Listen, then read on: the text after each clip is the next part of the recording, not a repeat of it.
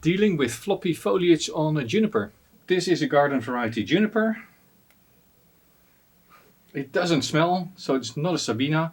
I think it's a pfitzeriana. These typically have very loose foliage. Ideally, when styling a juniper bonsai, of course, you're looking for nice compact growth on your juniper. This is a Chinese juniper of the variety Ittoigawa, and this is known for very, very fine foliage. In other words, these little branches, they're very, very thin, but also in their compact growth. Of course, this foliage is never going to have exactly the same growth habit as the Ittoigawa Chinese juniper, but still you can get much more compact growth.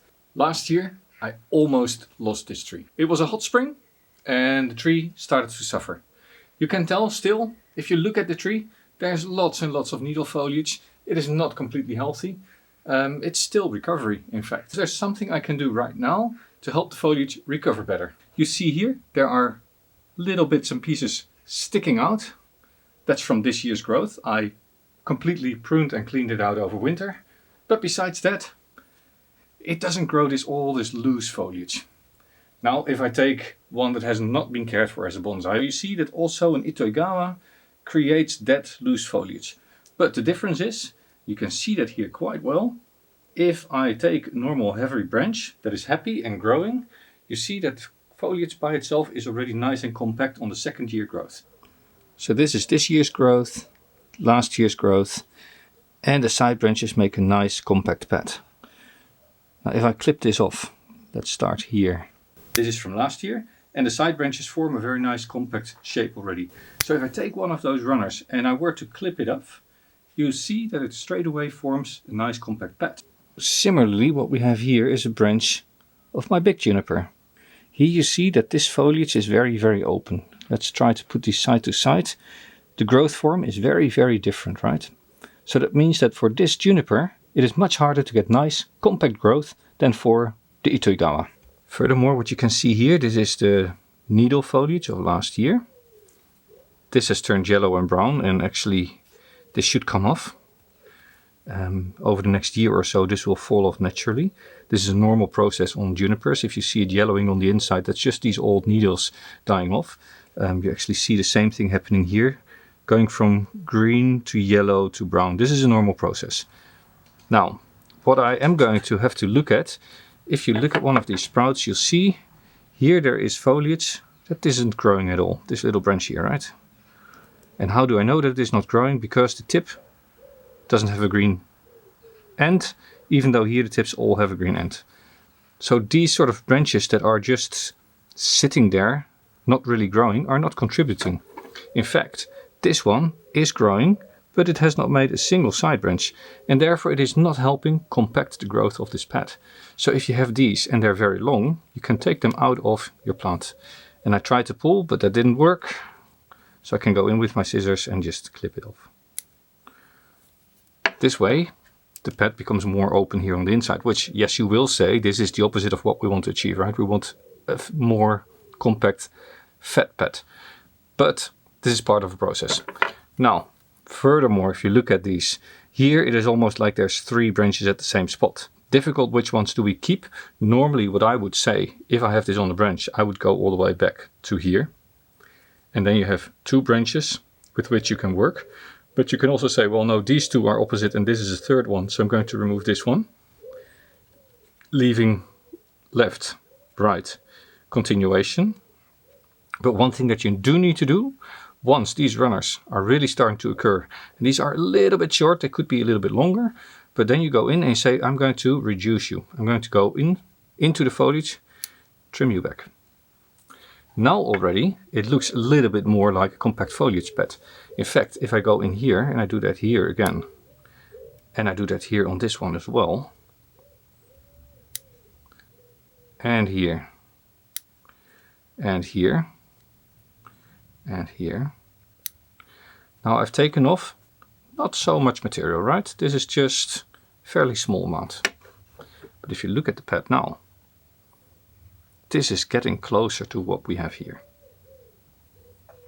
Now, if I turn this around, you see this branch is actually growing down from the pad. Take that out. As a result, I now have a pad which only has active growing tips. I've removed the extending tips from each side branch, therefore stimulating the buds further in the back of this branch. These will all start growing on the inside now. And if this runner that we took off here, this one, was strong enough, it will encourage buds to start popping here in the back as well. If we look on the inside of the tree, what you'll see is branches like these. This is all hanging down, there's not much happening, and I'm going to remove this. This is more difficult, because here is healthy extending growth. There's a little bit here, and very little bit here, and these are all not doing very much. For me, this is not going to be part of the tree. So this is going to go for sure. Now the dilemma is, am I going to remove all of this or not? If we look further up here, this is very healthily growing, right? And in fact, there's another branch here also healthily growing. And here, more healthy foliage. So this is actually just a burden to the tree that doesn't contribute, and I'm removing it. So knowing that we have this foliage and this foliage and this foliage, this is all healthily growing, right? This is maybe a bit long, I can remove that. But the rest here is healthily growing. Then all of this I can bring back at least to this one. Now it is a lot more compact. This I'm going to leave on for the time being. Can wire it out later. Now this I need to do throughout the tree. Go through the tree and look at all this foliage. Here you have this typical example of foliage that isn't doing all this well. Look, this has all not grown. This is all weak. This can all go. Same here. This has not grown. This can all go. Here, 2 branches. This one is not doing anything. This can go. This one is not growing at all. This can go, particularly because there's a strong branch on the side. Just like that. Same with this. This is so weak it's not growing. Here this is not growing. Now you see that we're slowly having to remove quite a bit of foliage. That's all long, gangly, no side branches. Might have a tiny little bit of growth, but yeah. If you remove all this, then all the resources that we're going to, these weak sprouts on the inside, will go to the strong sprouts here. They will encourage this tip to start growing more. And once this is nice and heavy and I prune out this tip, then in the back you'll get more back budding. So it is a balance and a little dance between growing out, removing the weak stuff on the inside, making sure there's more light on the inside. This grows out, gets really strong, and then all of a sudden you remove all the hormones that hold back this part and say, no, you can start growing. A tree like this, it does take a couple of years to develop. And yes, the foliage does get floppy, I should say. These runners are the minimum that you need to say, well, I can do light pruning. In fact, this is more what I would like to have on my branches. This is really nice and healthy foliage to start working with. But because the top is getting quite heavy, the lower branches are not catching up, I'm going to prune it back now so it gets equal strength. Right, let's turn this around. These are all dead branches that died when this plant was collected, I think 6 or 7 years ago, from a garden bed in a municipality in the Netherlands. A friend of mine collected these, I didn't. I took this one from him. I potted it up in this substrate 5 years ago. 2 years ago I thought it was ready for styling and I styled it out and it did well. But then last year, summer was really hot. Birds had been in the pot, had dug up part of the soil, and I didn't realize that the root ball wasn't getting enough water anymore. So this branch died off, that branch died off, and now I am left over with a little bit of foliage here, coming from this branch, and this branch feeds the rest of the tree. So even this foliage here is all connected to the top. To develop proper pads on this sort of foliage, there's 2 actions that I need to take. It is taking out all this old weak foliage, and for the long runners, prune them back and maybe even prune the side branches back. But as this tree was unhealthy last year, I am not going to do all that much. I'm just going to say, okay, this is a runner. It is starting to push. You see here, this is where it started to grow this year. It's now there. I'm just going to clip out here the tip. Not more than that. That way, this will hardly be affected. It will trigger the inner buds to start pushing. Here the same thing. But it won't affect the balance in the tree. It won't stress it anymore. I just want to stop it from extending too much, and I want to push it a little bit to grow the inner buds more. So this is the sort of pruning. This is all that I'm doing on the tree. These sort of little tips. Next year I might do a proper prune, or maybe even in winter when I'm wiring it out, but for now it is just making sure the inside gets pushed and it doesn't extend too much. The top is growing a lot stronger than the bottom, and I want to encourage the bottom to get stronger. Therefore I need to reduce what's happening here on the top. You can see these sort of branches, they grow really well, they're quite healthy. Yeah, so I need to reduce that a little bit. But first let's take out all this weak stuff. Then the reason why I'm not going to rewire the tree right now is because it is still recovering. It was last year very unhealthy, but also wiring is stressful for a tree. So if I wire it out now again, including the pruning, I might just get a response that the tree just doesn't want to grow for the rest of the year, it's going to be weak. So I'd rather just let it grow strong, grow out, and in winter I'll prune it back further and I'm going to rewire it.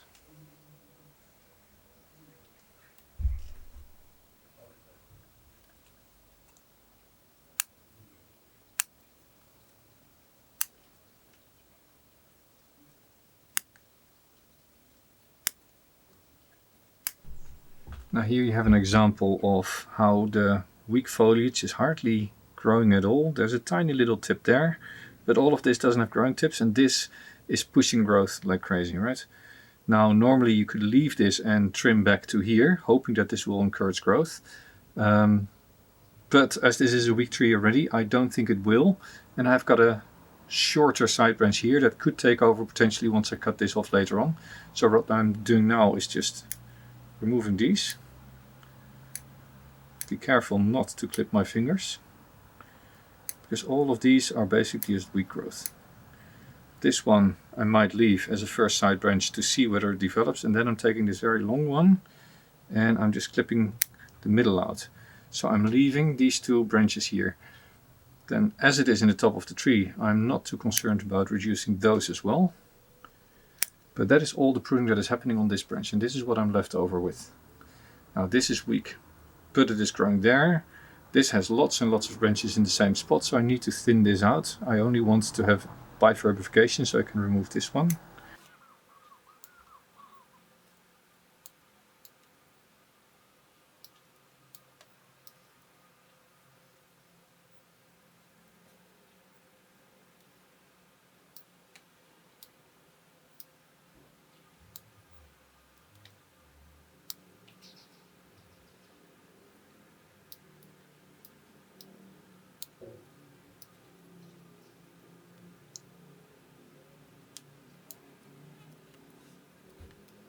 On top I thinned it a lot more than here at the bottom, where I've been quite conservative. Now all I need to do is give it lots of sun, fertilizer, so it will start expanding again, get nice runners, and hopefully also here in the crotches get some back budding, so that in winter I can start pruning back, wire it out again. What I'm now going to do is I'm going to put it back in the sun, fertilize it, let it grow for the rest of the season.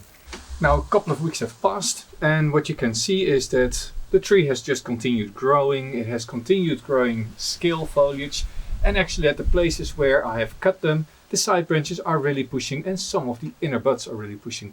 So this is roughly the way that you go about it. Now the next step of course would be to take a scissor, go through the tree again and see where are the tips now pushing. In fact, you could take a scissor, but here you could also say, well, these tips I'm just going to pop out. This is not the recommended practice. But for some species, like this one, that is really loose, you need to do this regularly. Just remove the individual growing tip from a branch like this. Just like that. Don't go taking off all these tips. No, you just take the central sprout. That will encourage the side branches to start growing more strongly. Even here on the upper range, you will start to get back budding, and with that, you start creating pads. Naturally, if they have grown quite a bit longer than you wish, you just still can take a scissor and just say, I'm going to remove the central sprout. Now a month has passed since I recorded the first part of this video, and I wanted to give you a little bit of an update and show you how inner buds are now starting to push. Now to me this is a nice example of what's happening. I've removed the tip here and you can see that here all around the edges all these side branches are starting to push growth. Even this one here in the back is now actively pushing growth. And once again I can then say, okay, I'm going to remove the little growing tips here from these side branches, encouraging even more growing tips here on the inside to start pushing. As you can tell, this is only removing very, very small parts of the foliage from the branch. But it is a lot of work to do every single time because you need to go through the whole tree and do this at every single point. But here, even this branch that's much more on the inside is pushing now. Here, this is pushing. Now keep in mind there are different schools of thought on this. There's people who say never ever remove the growing tips from a juniper. And partially they're right. But normally that reflects on removing all the growing tips. I am just explaining you here to remove just the singular tip from a branch. The foliage here is already quite close to the trunk. So that is why this technique works. If you, however, have foliage that's quite far from the trunk and you're hoping for lots of backbudding onto the old bare branches, then it's much better to let the branches grow out quite extensively, maybe this much in spring, and then prune back into the green. That will trigger inner backbuds to grow. Removing the singular growing tips from extending branches is really to trigger the existing green to become more strong. It does not give you a lot of backbudding onto the bare wood. For that you really need to let it grow and then prune back with scissors into the green. What you're seeing here is that there are all sorts of things in this tree. Actually, since making the video, I have decided I don't really like the foliage on this tree. It is too loose. It takes too much work to create a nice and compact tree. And as I'm lazy, I have actually started to graft foliage on this. So that's always a consideration if you have a tree with very loose and open foliage that requires a lot of maintenance and a lot of removing of growing tips to get compact. You can graft other foliage on there. As such, this is it for this video. I am not going to show you what the foliage looks like after 1 or 2 years of doing it because I don't have the patience for it. I have decided to graft other foliage on it. This was Jelle, growing bonsai, looking at juniper foliage and the options you have to make denser foliage beds. Keep growing bonsai and see you next time.